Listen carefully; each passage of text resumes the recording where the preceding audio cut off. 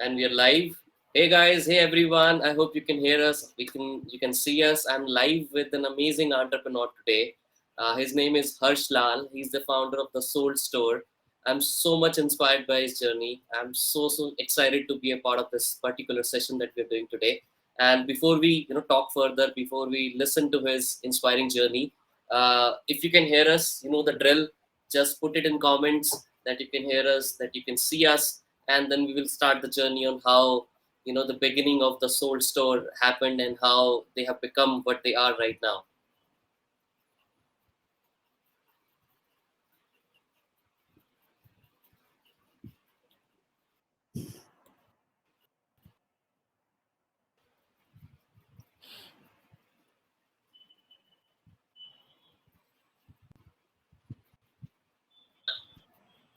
Yeah, you're live now. Okay, thank you so much, guys. Thanks for the confirmation. Really appreciate it. So now, as I said, I have today with me Harsh Lal, who is the founder of the Soul Store. और मैं इतना बड़ा fan हूँ soul store का कि अभी भी T shirt मैंने आप ही की डाली हुई है हर्ष and Awesome. that's the reason why I wanted to talk to you because I'm a big fan. मैं मार्वल की टी शर्ट्स मार्वल का बहुत बड़ा फैन हूँ टू बी ऑनेस्ट ऑल्सो. तो मैं जब भी उसकी टी शर्ट लेने जा रहा था देख रहा था मेरे को मिली तो place fine a good t-shirt with good texture, good printing, good quality was the Soul Store.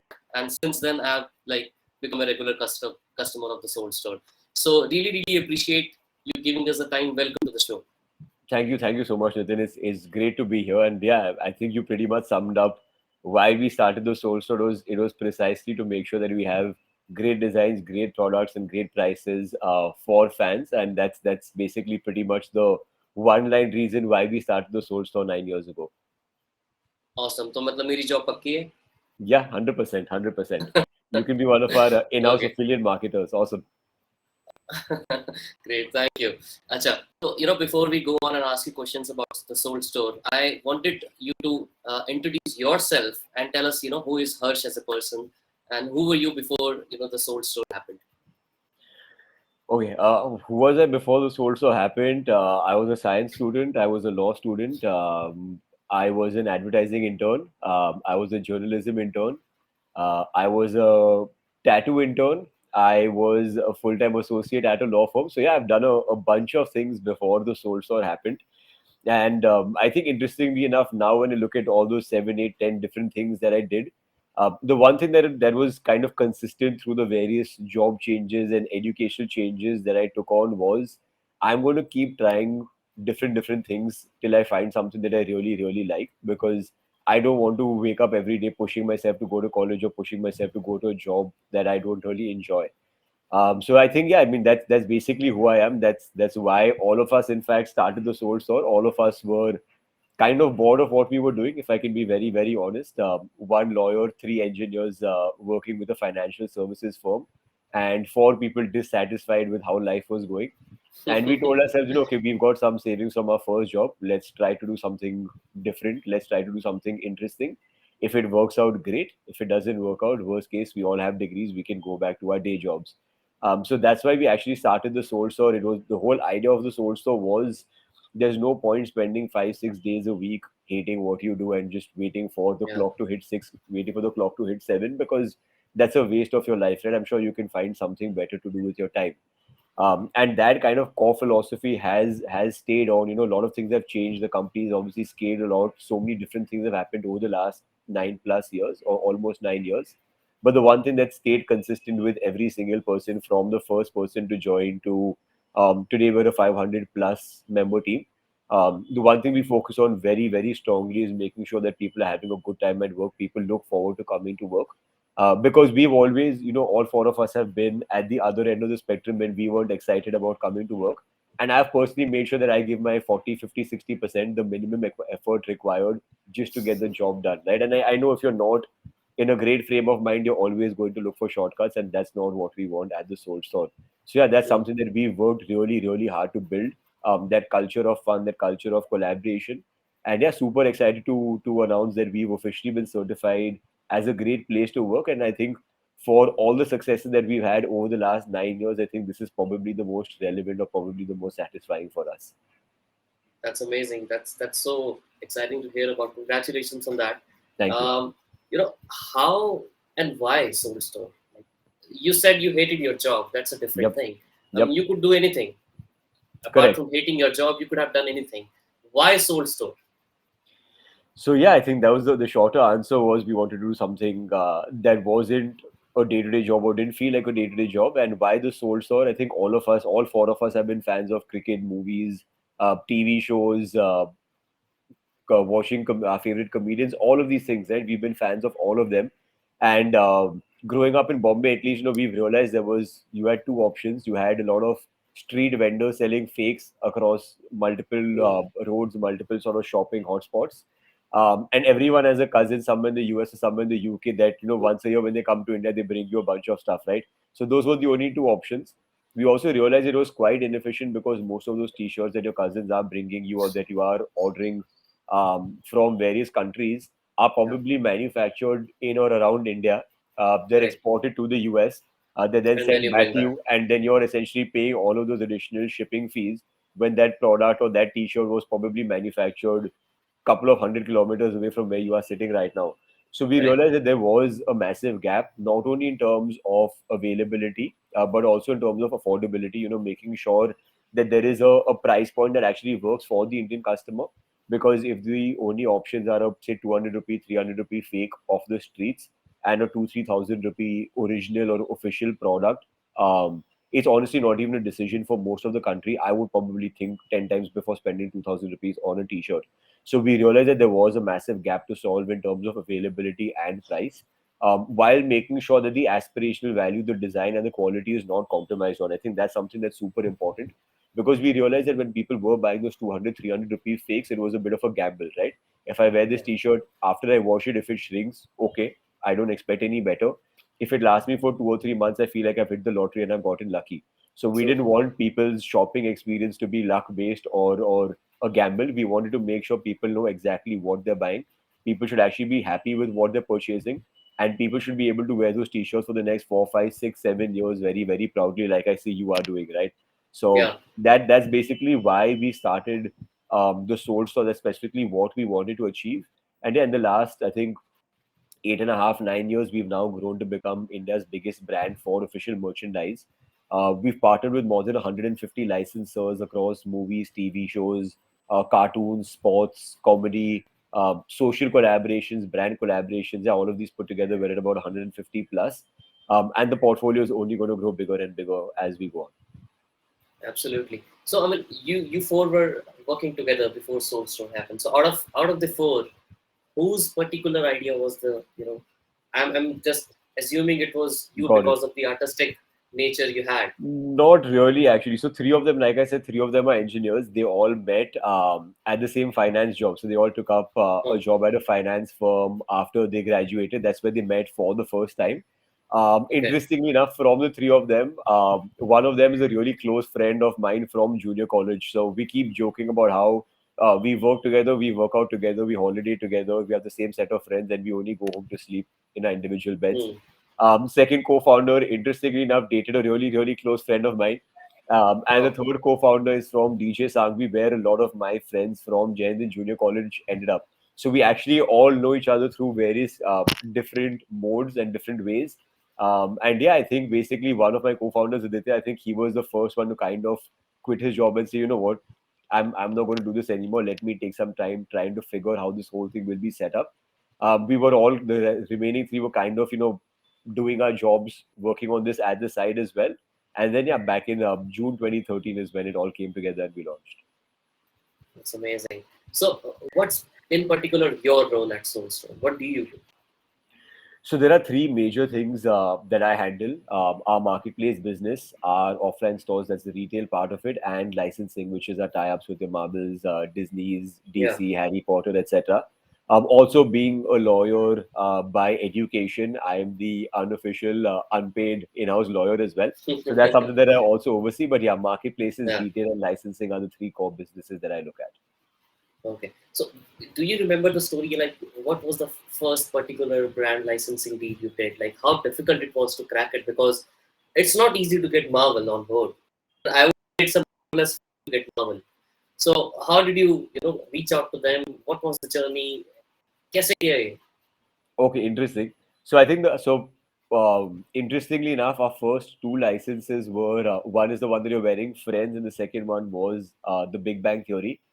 These were Yeah. the first two licenses that we signed back in 2014, 2015, if I'm not mistaken, sometime around then.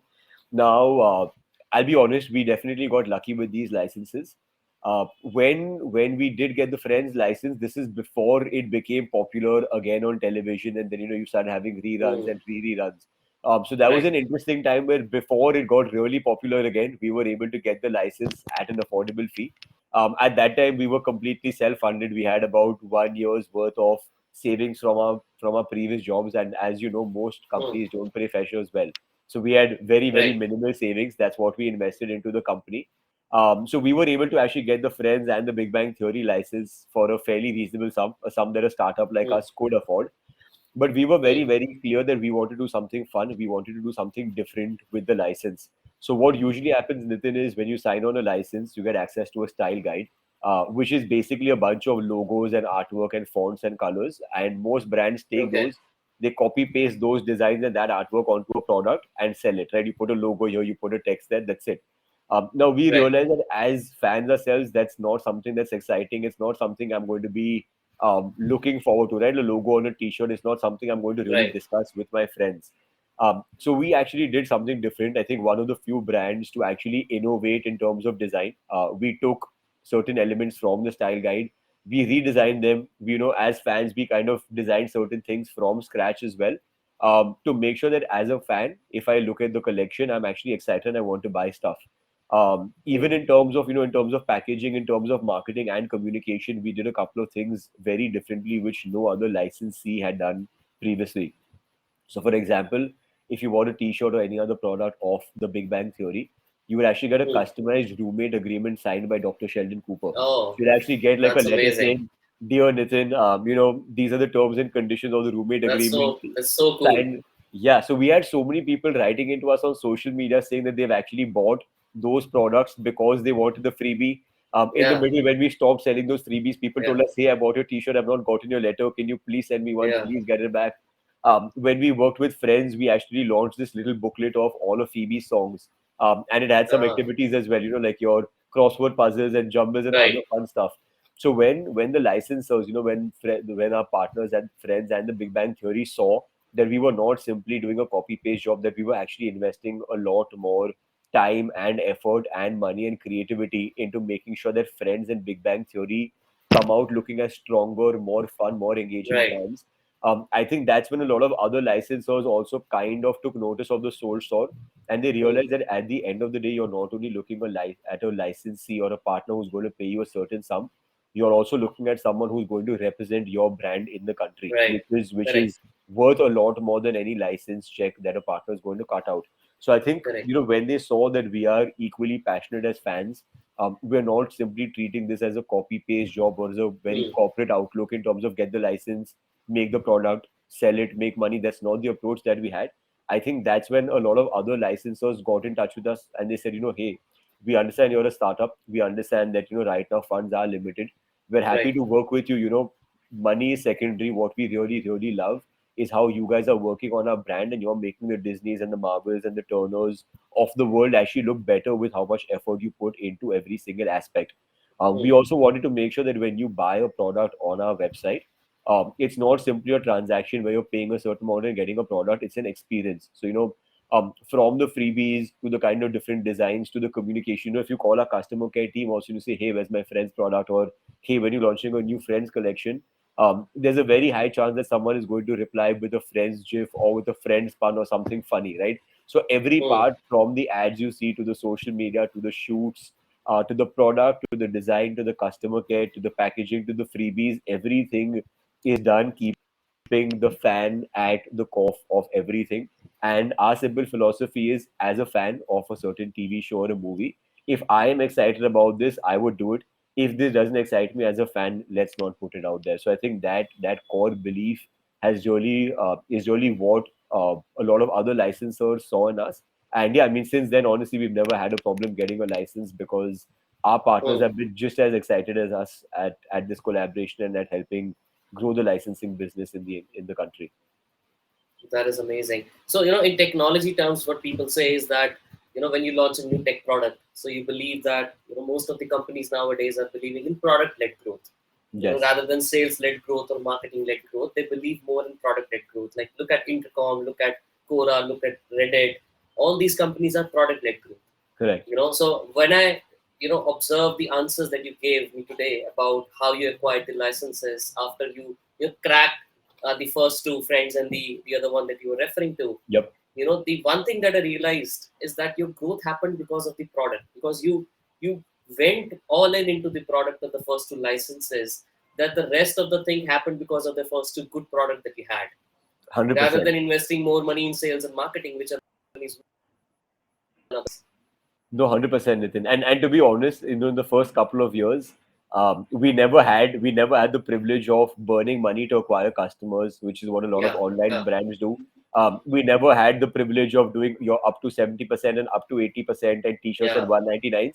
So we had to make right, sure that if I'm competing in a space where I cannot beat someone on cash burn, I have to beat them with a better product. I have to beat them with a true. better design, and I have to most importantly beat them with a better customer service.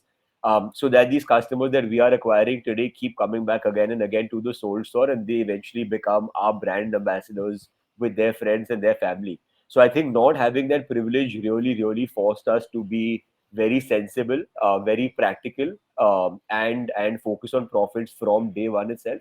And we've made sure that the unit economics of the business are always sustainable. This is something that we had on day one in June 2013.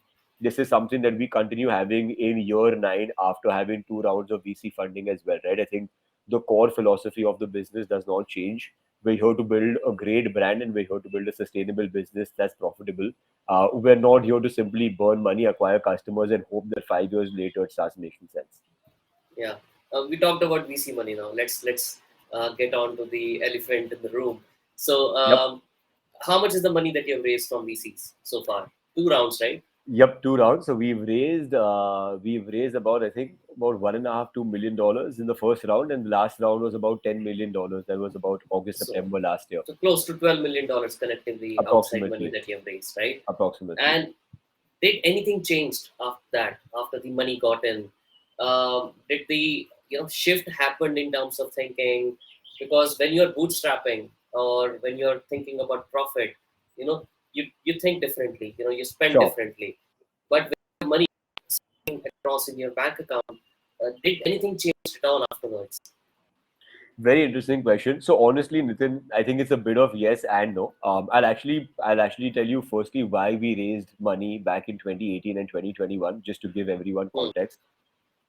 So in 2017, 2018, like I said, most online brands resort to discounting, resort to sales, resort to burning money to acquire customers and hope that at some point the repeats make sense and the customer hmm, lifetime value actually justifies burning money on the first order. Now, at a time where most of our online competitors, including the larger marketplaces of the world, were burning money and doing regular sales, we realized we had the actual opposite problem where our inventory was not able to keep up with the demand. So we were regularly hmm, stocking out on our top selling items. We did not have the capital to actually invest in the inventory and fulfill the demand. And at a time where hmm. other brands were slashing prices to gain customers, we were actually Yeah. increasing prices because we only had limited inventory to sell. So the idea was if Oh, I have only so many products to sell, I would rather sell it at a higher price and maximize my margins. It doesn't make sense for me to sell it off at a lower price. And that's when we realized that there is a big opportunity that we're not able to fully capitalize on simply because of a lack of capital. So unlike a lot of other brands that do look at capital to survive, they need capital to sustain and capital to burn money. In our case, it was the opposite problem where without external capital, we would have managed perfectly fine. We just realized that we can achieve our goals at a faster pace with that infusion of capital. We can build up a stronger team, we can build up a larger inventory, and we can actually better fulfill that demand that already exists in the market. So that was the main reason behind which we actually went out and took our first round of funding. Now, a couple of things have changed, a couple of things haven't. I think the most important thing that remains the same is our focus on profitability. Despite raising those rounds of money and despite there being expectations from investors on growth, I think we've had a fantastic team of partners to work with, and they understand that the reason they've invested in the Soul Store is because it is a profitable business and not simply because they want us to burn money and acquire customers. Hmm. Also, in general, we've seen in the last, I think, 4 or 5 years, the online apparel space has become a lot more crowded. It's honestly Right. very difficult to distinguish from one brand to the other because you pretty much see slash prices all over, right? 30% off, 40% off, t-shirts at 199, t-shirts at 299. And I think if your only USP as a brand, and this is for everyone looking to start off today, if your only USP as a brand is that you're cheaper than your competitor, then it's not a Yeah. strong enough moat because nothing stops your competitor from coming with a larger war chest or with a larger round of funding and simply undercutting you. So True. if your customers are only loyal to your price points, then they're not loyal to your brand, and it's a very very dangerous game to play. It's very very thin ice that you're walking on. So I think that's one thing that's not changed. Obviously, with VC money, there are a lot of advantages. You're able to hire a lot more senior resources. You're able to attract a lot better talent across the country. We were able to open our first offline store, and that's a separate chat that I'd love to have with you. Yeah. Even our marketing from being purely performance based and purely ROI driven, which is something that we had to do right from the start. I had to make sure every rupee that I'm spending today is earning 5, 6, 7 rupees for me. Otherwise, I can't afford to spend it. So over the last couple of years, we've managed to, we've done a lot of branding campaigns. We've done some really cool stuff with a bunch of celebrities as well. And Yeah. today, the focus is as much on performance marketing as it is on brand marketing and just creating that perception of the Soul Store as that go-to place for all your casual wear needs. It's also obviously helped us expand our manufacturing unit, our warehouse, product category. So yeah, I mean, capital definitely helps you achieve your goals faster. It definitely helps you increase the pace at which you want to grow as a company, but it does not change our focus from the fact that we will always want to be a profitable company. So yeah, I mean, things have changed, things have not changed, but that's where we are with our 2 rounds of funding.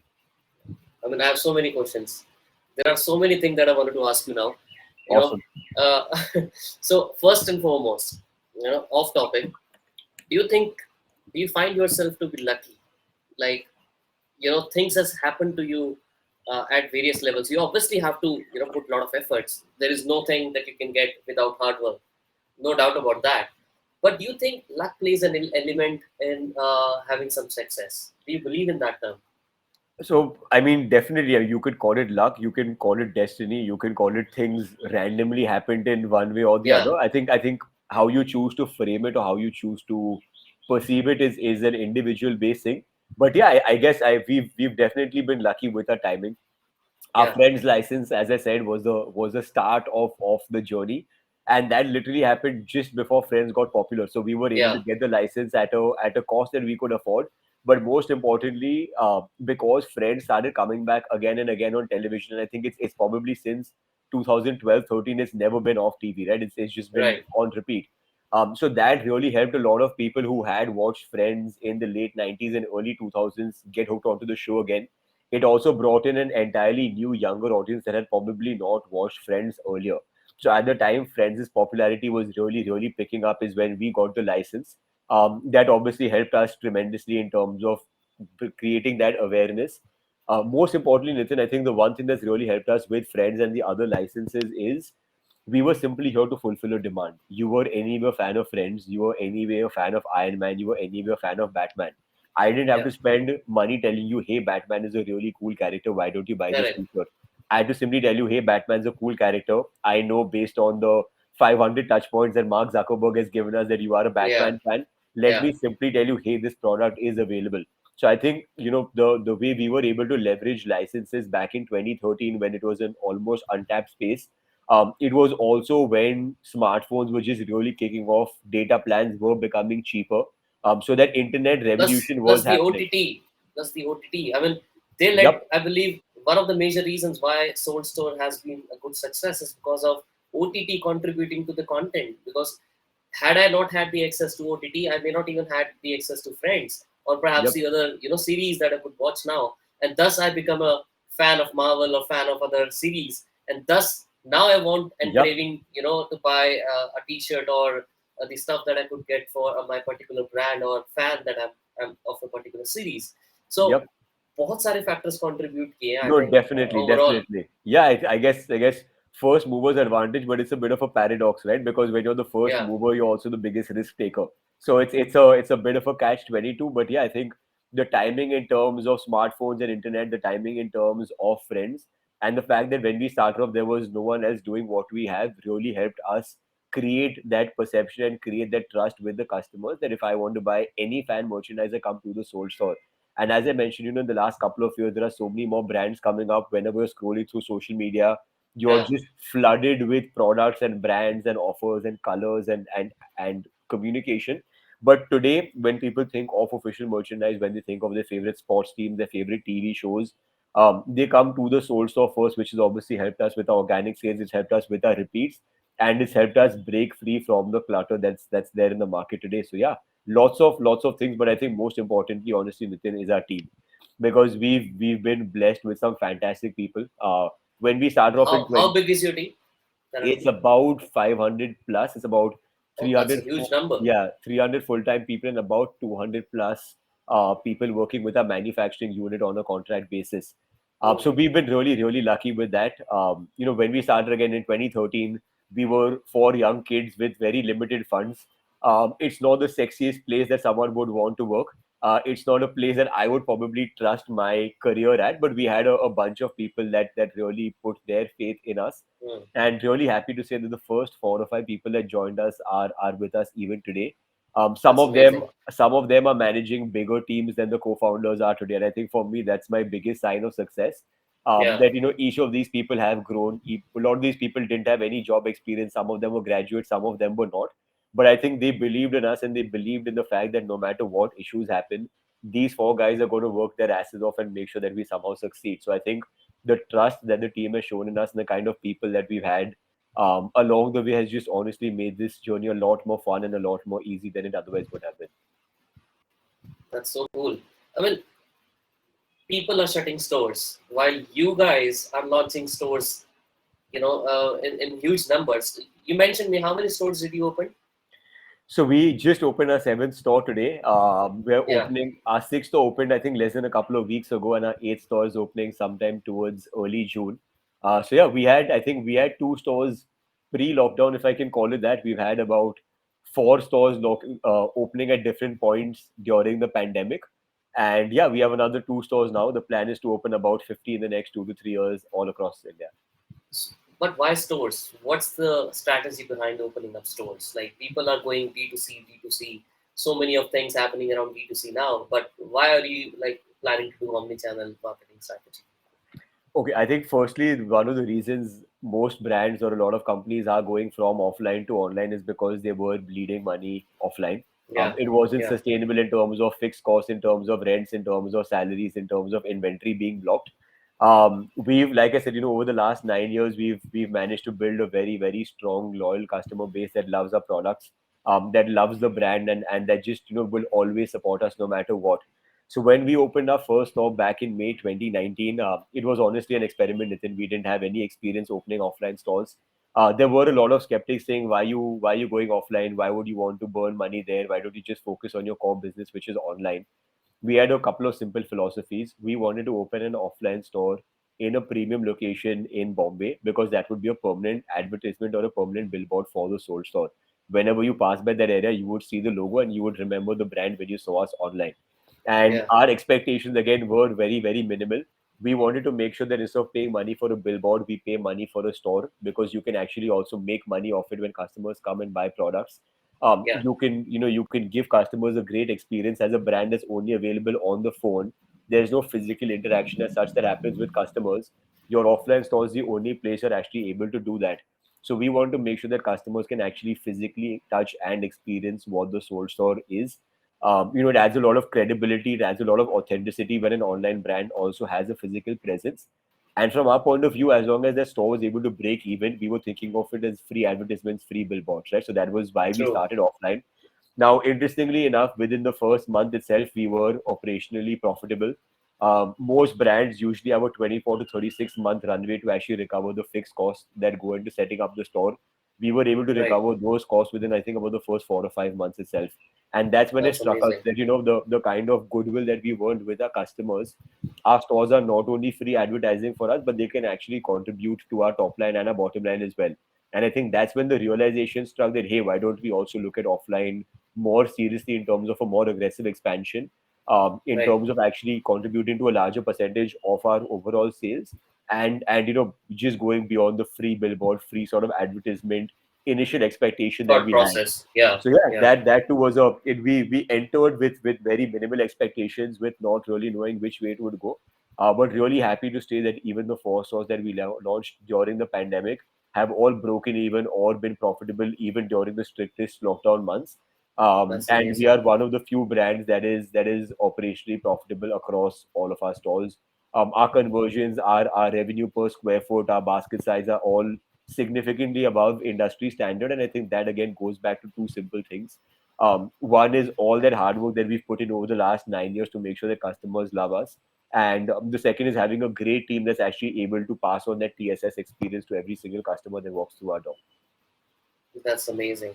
So, I mean, the other thing that I wanted to ask you is that um, offline stores part is one thing, Yep. while competing yourself or putting your products on brands like Amazon, marketplaces like Amazon and Flipkart. Hmm. A lot of people have this perception that if you put your products on Amazon and Flipkart, your brand gets diluted.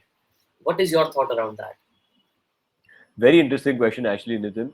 So again, I think it's not a yes or no or a right or wrong answer. It's somewhat similar to marketing, where as the brand evolves, as the needs of the brand evolve, so would your strategies, right? So as I mentioned, that happened when we went from entirely focusing on performance marketing to also Hmm. tying up with various celebrities and focusing on brand marketing.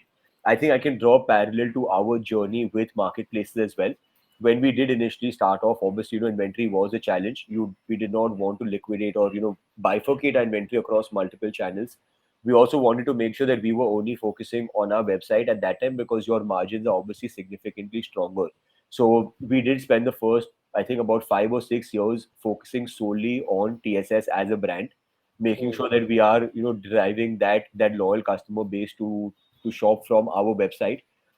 We launched our app in March 2020. Very, very bad timing or very interesting timing. Literally Yeah. just a week before the lockdown is when we launched the app. We had customers telling us for years and years, please launch an app. Today, more than 80% of our orders come from our app, right? Now, coming back to marketplaces. So as I mentioned, Nitin, the first sort of plan was let's build a brand. Let's make sure people know about the Soul Store and the soulstore.com. Once we had grown to a certain level, once we had the inventory, once we had the team to actually focus on alternate channels of sale, that's when we started listing on various marketplaces. And I think as we go forward, we see a larger percentage of sales coming from marketplaces. Obviously, the largest contributor will always be our app and our website. That's where Hmm. all our focus will be. That's where our marketing spends would obviously go, because we're here to create a brand. But we definitely see marketplaces like Amazon and Myntra's share of the overall revenue increasing, simply because we are a brand today, right? If I want to go and buy a pair of Nike shoes, as a customer, I personally don't care about whether I'm going to a Nike.com or I'm going to Nike's offline stores or I'm going to a Myntra or an Amazon. I like the Right. brand. I want to find the products, and whichever platform is convenient for me to shop, I will shop at. So I think as Correct. we've now grown from being a startup to India's biggest casual wear brand, it's important for us to be wherever the customers are. It's important for us to be present and accessible at whichever touch points the customers do look at. And keeping that in mind, even as far as our offline stores are concerned, we'll be experimenting with a lot of metros, tier one and tier two cities. We'll be working with all the major marketplaces, and potentially looking at other offline options as well, just to make sure that a customer always has simple and easy access to a product that they want to buy. Hmm. But do you think that being in Mumbai, which is like city very close to all these, good art and good culture, Bollywood movies, so many of things happening around Mumbai, do you think Soul Store would have been at the same place had you started somewhere else in Pune or perhaps in Delhi or NCR? Difficult to say. I've been born and brought up in Bombay. I've been here for the last 31, 32 years. I keep joking with my Hmm. friends that I need to get out at some point in time and live in a different city. So I think it's honestly, it's a little difficult to say, Nitin. But as I mentioned, there are so many random small things that have worked out for us that Hmm. it's really difficult to think of what would have happened if one or two of those things had changed. Personally, I think as far as the Bollywood connection is concerned, that's not something that's been super relevant or directly beneficial Hmm. to us. I don't know. Maybe if we were based out of the south, we would have had access to larger or more efficient supply chains when you're working with Hmm. third parties. But maybe you don't get access to the kind of corporates and the kind of artists. A lot of comedians that we work with or that we have worked with in the past have all been based out of Bombay. So maybe there would have been some advantages on the sourcing front. Maybe there would have been some disadvantages on the collaborations front. Who knows? Hmm. Okay, amazing. We talked about the celebrities, right? So, um, uh, Hardik Pandya wore your t-shirts and apparels, and Sara Ali Khan recently has been seen on the ads. Yep, she's invested in us as well. She's not just an endorser, but Oh, she's also invested. Yep, she's invested in the oh, Soul that's Store. so that's Yep, amazing. Congratulations on that thank part. you. So, वो कितना मुश्किल था? Like, how were you? How did you describe that journey and that experience of getting such a good celebrity on board and perhaps them flaunting your t-shirts? So yeah, I think honestly, Nitin, the one thing about starting your own company is that every day, every month, you're going to have to figure things out that you have zero experience. Hmm. These are not things that someone teaches you in school or in college or in an internship that if ABC happens, do XYZ. So I think everything has been a learning experience for us. It was something that even we were contemplating for a while because it was a large investment. We were a brand that used to track Facebook and Instagram ads every day, saying today I've spent X, my ROI is Y. Why are these ads doing well? Why are these ads not doing well? And when you go Hmm. from that mindset to hey, we need to invest a larger sum in working with a celebrity, it's there's a lot of questions. How do we justify this? Does this make sense? Does this not make sense? What do we look Yeah. at? What do we want to achieve? So yeah, I think there was a lot of figuring out as well at our end, but we had some great investors that have backed us. We shot with Hardik, Sara, and with Jadeja. Before that, we worked with Ashish Ashrani, Mithila Parkar. We Hmm. worked with Rohit Saraf twice. So we've had some great celebrities to work with. It's been a lot of fun shooting with them. And I think what was most satisfying was the fact that even after the shoot, they've been in touch. They absolutely love the products. Hardik, I remember telling us after the shoot, he was heading for a training camp in the next couple of days. He told us, "I love your activewear. I love the performance t-shirts that you guys have. And I'm going to take a bunch of these and actually wear them when I'm practicing for my next cricket camp. I think either for the IPL Oh, or for the BCCI. And that's something that's really exciting, right? Because you always think of celebrities as these correct. larger than life, untouchable figures. And when they tell you, hey, I love your designs, I love your product, I think it's great validation. It's the same as Sarah as well. The initial idea was to work with her on a purely brand ambassador endorsement deal. Even when she came, she met the team, she interacted with my co-founder. She saw the passion that we guys have, the kind of products, the kind of designs, that stuff that we're doing. She actually realized that she wants to have a much larger association with the Soul Store, that she Hmm. believes a lot more in the brand beyond simply, hey, I'll come for a day and I'll shoot for you. And yeah, I think that's definitely helped a lot more people take note of the Soul. So I think cricket and Bollywood are honestly the biggest things in the country. And when Correct. you get the top cricket and the top Bollywood stars to endorse your products and give you their stamp of approval, I think it just really, really adds a lot more to the brand perception.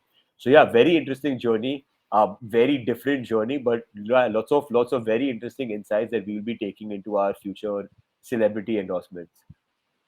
Amazing. So, are you guys working from office or you're working from home? No, we're all working from office now. It's optional for all our team members, but they all want to come to office. I think everyone's Okay. bored from working at home. Most of our workforce is early to mid twenties, and all of these guys are friends, right? They chill during work, they chill after work. So I think for them, it's more missing their friends. It's as much missing Yeah. their friends as it is I want to work from office. So yeah, I think pretty much everyone is back to office now. Okay. Amazing. I know you have a hard stop at 4:45, so we have just 2 minutes to go. Yep. I just have one question. Sure. Ask a question. Maybe you'll wait for the audience if anyone has any questions. The live people who are listening to it on LinkedIn. If you guys have any question, you can put it in the comments. I'll ask Harsh about that. So you have done so much of work, Harsh. You started your journey. You have been the India's largest, coolest brand. Marvel को आप लेके आए, so much. आप सारा अली खान को लेके आ गए. You have got so much. You have done so much. तो अब आप मुझे बताओ, did you ever thought you will be invited to my show? Not till a couple of weeks ago. बहुत सिली क्वेश्चन पूछा है मैंने, मुझे पता था कि इसका रिएक्शन मुझे क्या मिलने वाला है. But we got one question from the audience. Paritosh is asking, I'll just put it on the screen. As an omni-channel brand, what's the one major challenge you face from a customer experience point of view? How do you tackle the negative SOV on social media? Okay, so I think very interesting question, Paritosh. To be honest, for us, we're looking at omni-channel not as a challenge or not as a bottleneck, but in fact, we are looking at omni-channel to enhance customer experience. Since we are planning to open about 50 stores across the country, we're going to have 50 additional touch points through which we can deliver products to the customer. So if I'm sitting in Calcutta today ordering on the app and I want to go to a store and return it, or if I've bought a product from a TSS offline store, I've travel to another city and now I want to return the product, I can actually return it from my app as well. So omni-channel is actually enhancing the customer experience. It's blurring the lines between shopping online and offline. Because at the end of the day, if I've interacted with or if I've transacted with the sold store, then whether I've done that through the app or the website or the offline store should not make a difference. I should be able to interact, transact, return, and exchange just as easily. So for us, we actually see this as something that's enhancing the experience, that's actually making the entire shopping bit a lot more convenient for the customers. And to be honest, I think as far as social media is concerned, it's a mix of positive and negative reviews. There are going to be a lot of people who are, even if there are things that they're not happy with, are going to raise their voices. And we've generally seen that for every 10 people who are happy with their experience, maybe one person will post on social media. The remaining 9 people expect products to be delivered fast. They expect the products to be good, and for every 10 people who are not happy with your product, you will get 20 customer complaints, right? So I think, again, from a brand's point of view, it's very important to listen to the customer. It's very important to understand why they've put out negative feedback on social media. It could be that they're unhappy with the price point, the product, the delivery. What are the issues that we are able to solve? And I think the fact that we are an online first brand that's able to get real time feedback from customers, it actually helps us improve our services, our products, and our internal systems a lot faster than some other traditional brands would have been able to do. Because if I was an offline brand in apparel 10, 15, 20 years ago, I would plan my entire catalog 6 months, 9 months in advance, take 3, 4 months to actually produce that inventory, send it out to 100 stores across the country. By the time I realize what's selling, what's not selling, what do customers like, it's too late for me to change anything in that season at least. So I personally see social media and instant feedback as a big boon for brands starting off today. And as I mentioned, I actually see omni-channel as only enhancing our customer experience. Amazing. Thank you for answering that. So I think the time you had in mind is almost, you're close to that. So I'll cut it short. I will not be asking you further questions, but I really wanted to thank you for being a part of the show, for giving your time. And मैं आपको एक चीज और बता देता हूँ, like I personally I'm a big fan. I'm telling you again, Thank you. thank you for building the Soul Store, because I wear your clothes, wear your t-shirt, wear your socks every day. I go to gym. जहाँ पे जाता हूँ कम से कम 20-25 लोग मुझसे पूछते हैं, hey, cool socks, where did you get it? And I'm one of the biggest, I would say, ambassador, so-called Awesome. ambassador myself Thank you of so much, you. Nathan. Thank you. So thank you for building it, and I really wish you the best, and thank you for giving the time for this today's Thank you so much, episode. Nitin. All the best to you too as well, and super fun chatting with you. Thank you so much. Thank you. Have a good day. Bye. Yep. Bye.